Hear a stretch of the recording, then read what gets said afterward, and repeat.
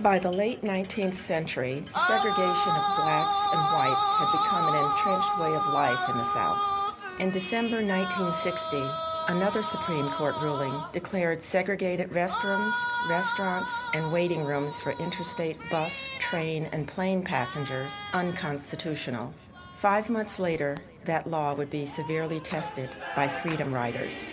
My name is Charlotta Janssen. I'm a painter and a restaurateur out of Brooklyn. I was really excited about Obama's election, and I wanted to do something to thank people on the way who helped us get there. I came across these mugshots. I was on a website that is kind of like a dirty, nasty website, but then I found these jewels. The beauty of a mugshot of this time is that it captured a moment and suspended it of this confrontation. Richard is a great gallerist. He really cares about content.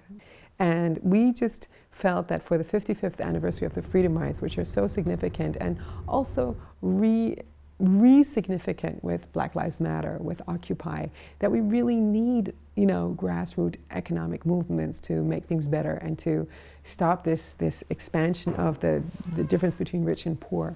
And, how do we address gentrification, stuff like that, that we really wanted to bring back this well-planned, successful, amazing movement. It took me almost 3 days for the entire process, from deciding which images we want to have in the exhibition, then it's actually laying it out, to decide how do we want to hang the show, at what height do you want to hang the artwork, making certain that everything is very cohesive.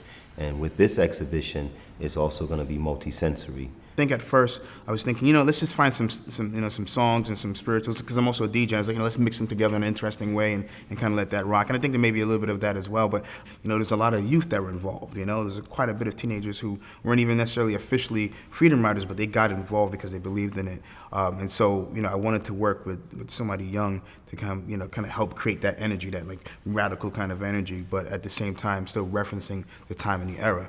So this so happens that my son is a producer and an audio engineer, so I kind of give him some direction. I let him put something together.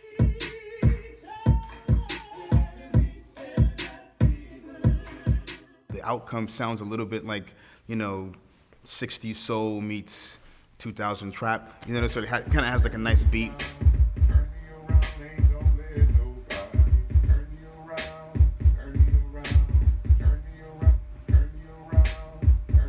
Someone who's young is coming to the gallery, or somebody, whether on their own or with their parents or their family, that they can relate to it as well. It's not just something that's that seems academic, that's being forced on them, but something that like makes sense to them as well and helps them connect to it and make it relevant.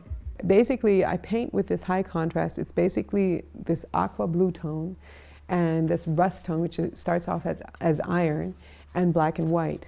And I glaze and glaze and glaze. I want you to really feel the three-dimensionality and the exact mood of this person.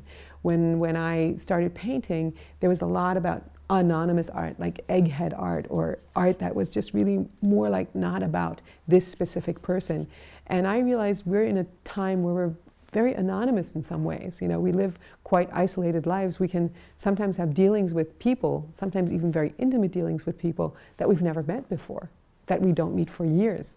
And so to repersonalize, rehumanify, I want to do very specific portraits of very, very specific people in very specific time. And that's also where the collage comes in. And I like calling it, augmented portraiture, because it's not just a portrait of a person, but it also describes a little bit of their environment or where they were at.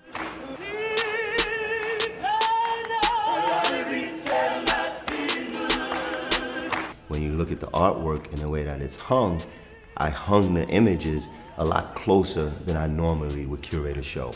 There's a lot more artwork on the walls because they're a community, they're a tribe, and they're all interconnected. So I wanted to hang the show so when people walked in, you see these augmented images of these mug shots, but the eyes are piercing.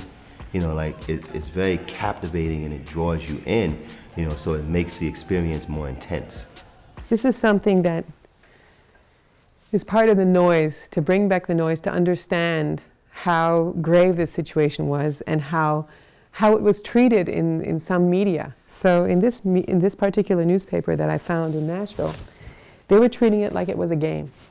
And so they just created a Freedom Riders box score for entertainment of the public.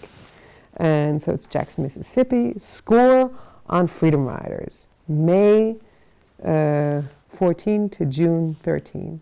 Total 110. Convicted 110. Awaiting trial 0.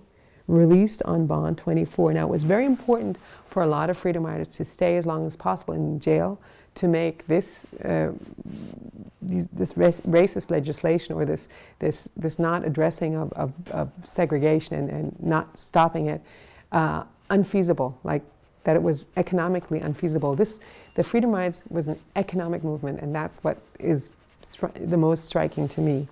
So many more were convicted than released on bond. Most of them stayed in jail, and some paid the fine, and 83, the majority, are in jail. So this is a very serious box score, and 16 are on hunger strike. Yes, 16.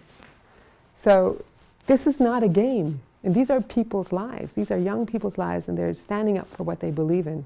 So to me, it's this banalness and this profoundness are together in a very small, simple expression. At the end of the day, this historical occurrence was based on people and their stories and their connectivity with the movement. And the fact that these are all, highly stylized mugshots that have been turned into fine art, and each person kind of has their own story and their own special, unique human connection to the movement. I think that's what I love about the exhibit the most. That it humanizes, this historical thing. So it's not just a passage in a history book or a textbook. It's something that's real that we can relate to right now, because we're still going through a lot of the same things, albeit different. But a lot of the stuff is still there.